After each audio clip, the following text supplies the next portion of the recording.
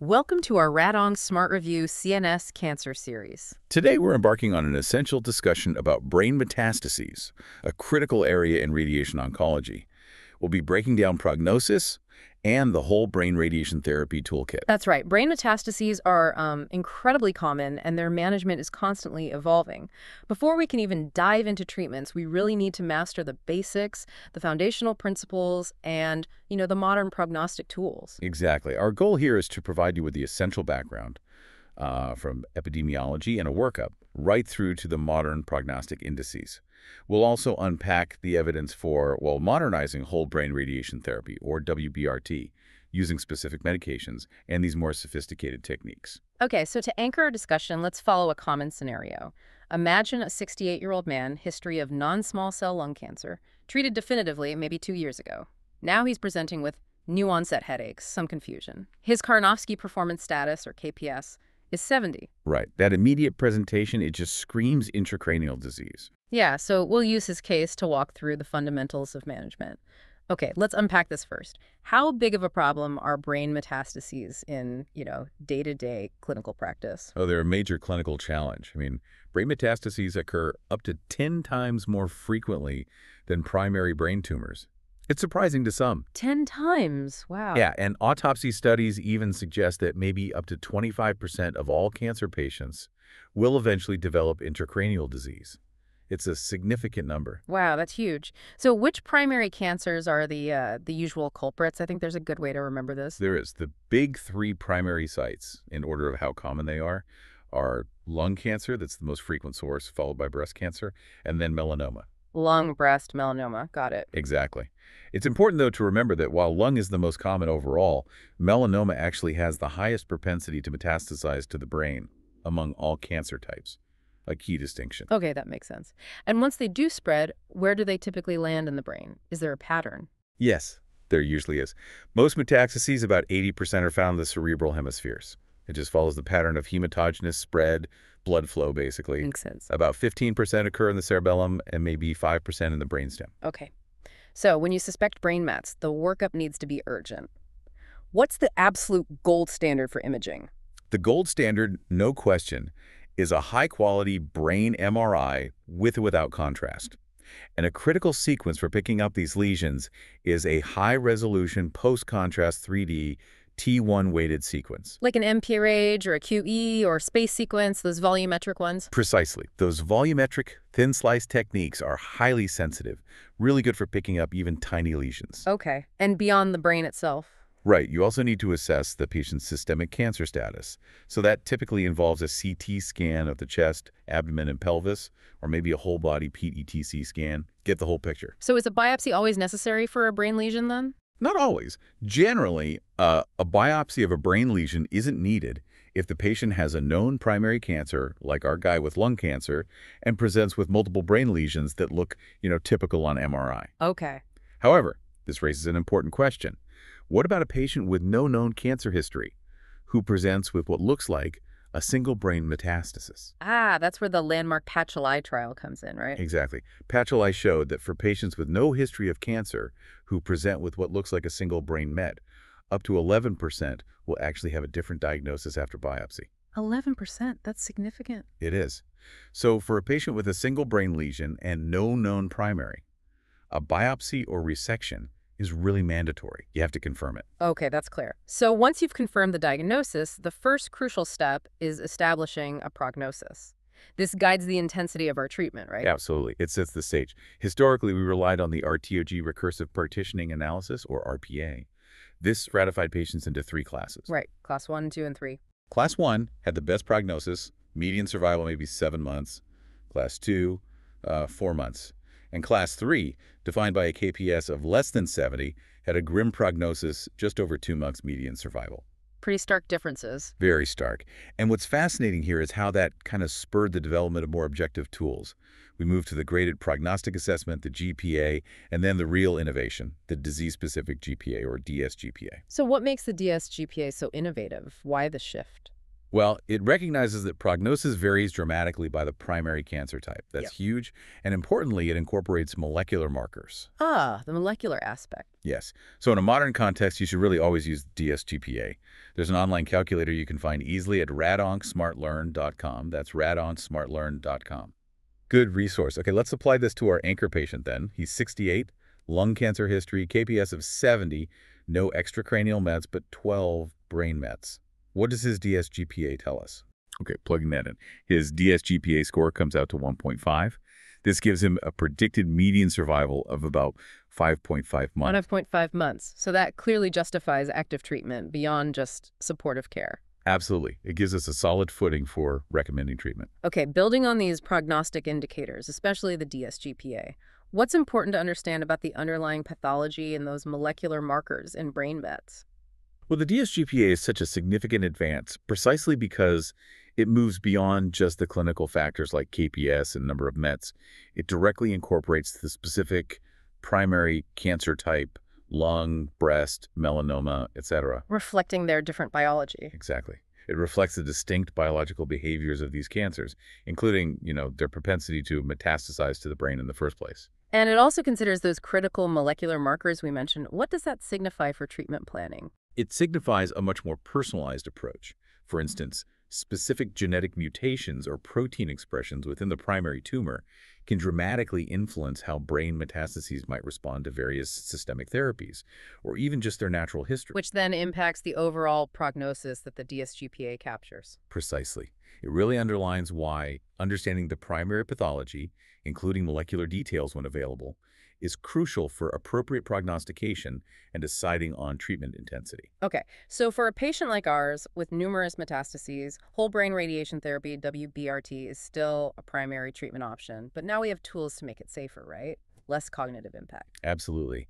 Today, we have two really solid evidence-based tools that significantly improve the safety and cognitive outcomes of WBRT. Great. Let's start with the first one, the medication memantine. What did the RTOG-061 FEW trial tell us? Right, RTOG-061 FEW. This was a phase 3 study, randomized over 500 patients getting WBRT to either memantine or a placebo. Now, a secondary analysis showed that memantine significantly delayed the time to cognitive failure. The hazard ratio was 0.78.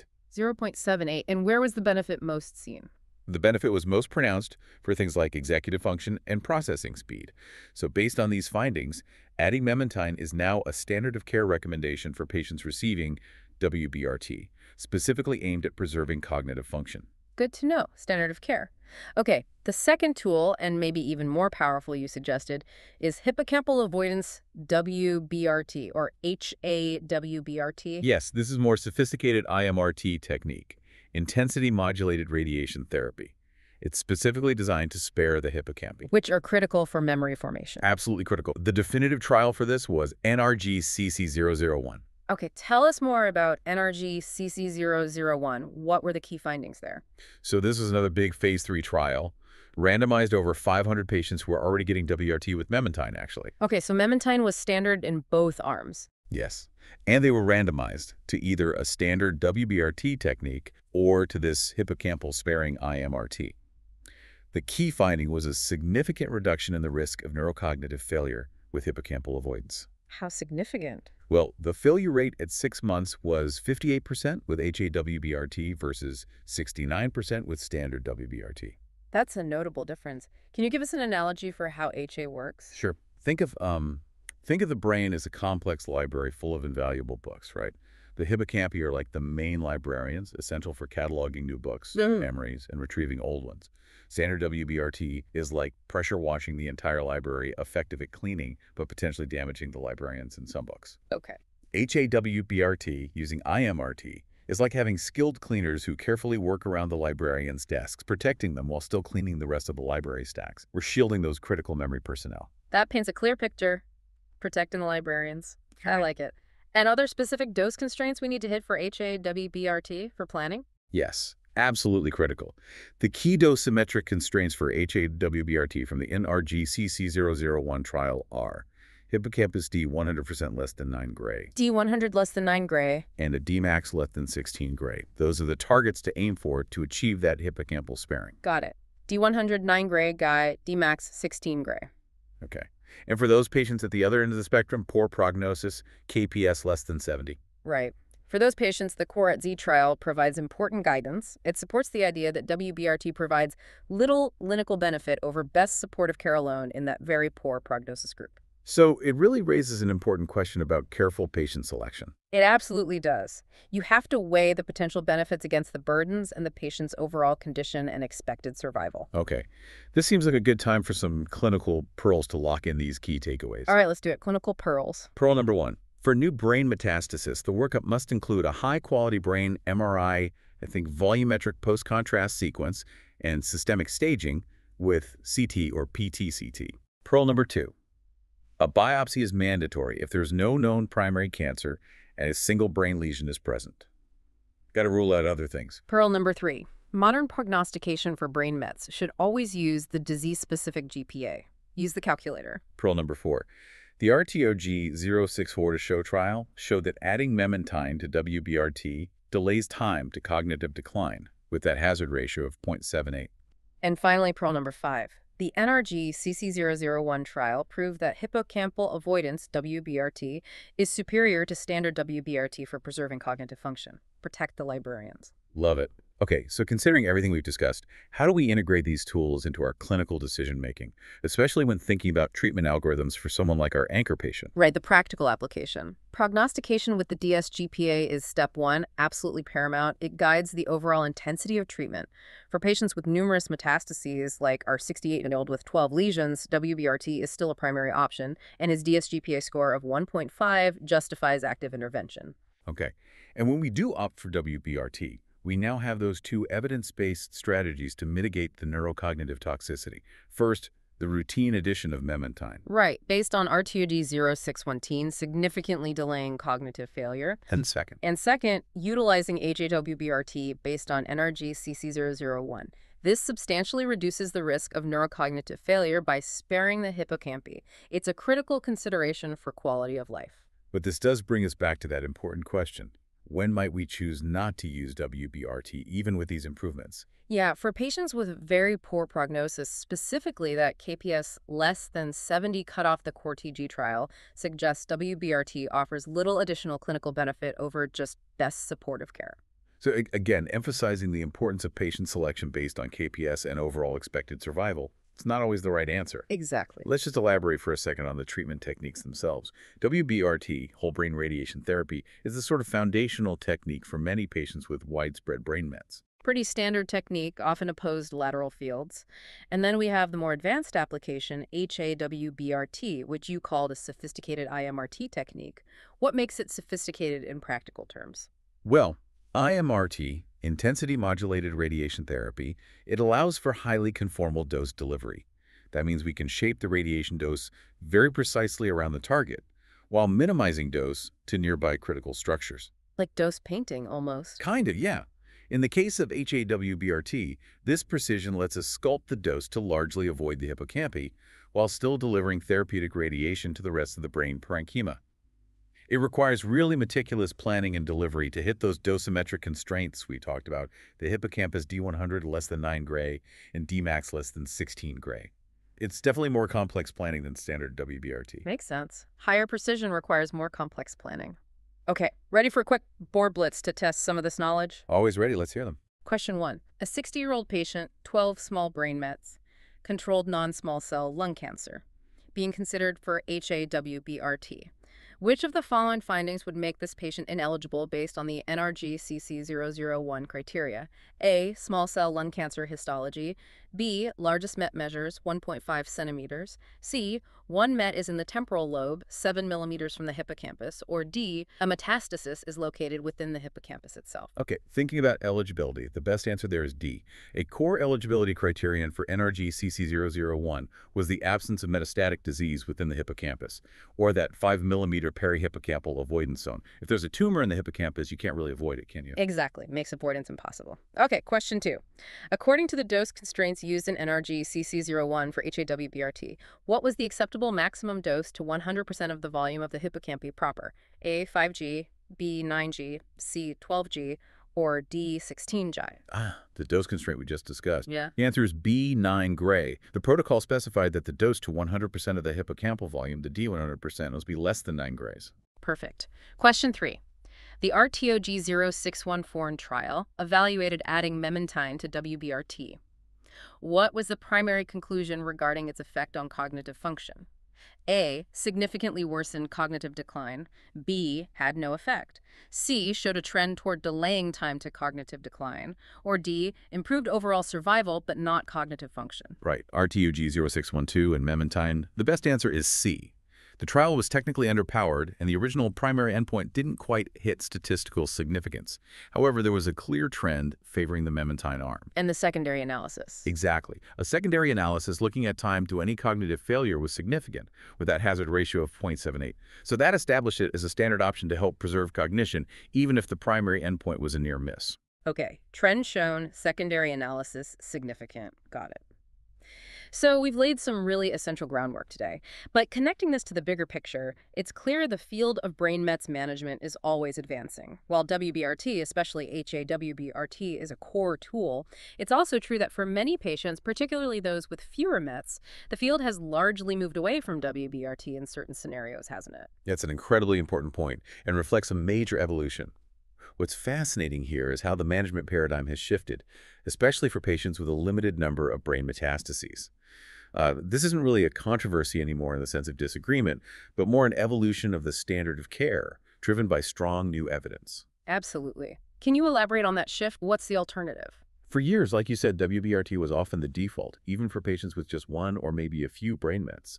But several key studies have really driven a shift towards more focal therapies, primarily stereotactic radiosurgery, or SRS. SRS, highly focused radiation. Exactly. For patients with a limited number of brain mets, typically defined as maybe 1 to 4, though sometimes more, SRS often provides comparable local control to WBRT for those individual lesions. And the key advantage? The key advantage is significantly less cognitive toxicity compared to irradiating the whole brain.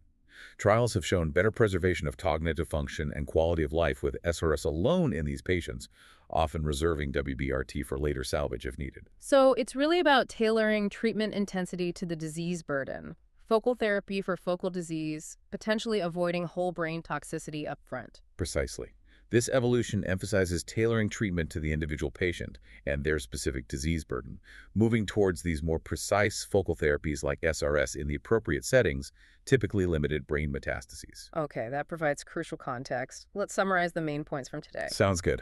So today we established the foundational principles for managing brain metastases. We reviewed the epidemiology, the clinical presentation, and the modern workup, really emphasizing the importance of high-resolution MRI. We learned how to apply the disease-specific GPA, the DSGPA, to accurately estimate survival, which is critical for guiding treatment intensity appropriately. And importantly, for patients who are candidates for whole brain radiation, we reviewed the 2 key tools in our modern toolkit: adding memantine to delay cognitive decline, based on RTOG 0614. And using hippocampal-avoidance IMRT, HAWBRT, to spare memory circuits based on that practice-defining NRG CC001 trial. Right. This comprehensive approach ensures that you, as future radiation oncologists, are equipped to make informed and patient-centric decisions in this really challenging area. Absolutely. And as we continue to refine these tools like HAWBRT and SRS and understand the molecular drivers better, it prompts a deeper question for the future, doesn't it? How will the next wave of genomic insights fundamentally reshape our concepts of prognosis and treatment for brain metastases, perhaps moving us towards predictive models that are truly unique for every single patient? Something to think about. Definitely something to think about. For more practice, complete practice oral boards at radongsmartlearn.com. That's radongsmartlearn.com. And subscribe to our series for the next discussion. Thanks for tuning in.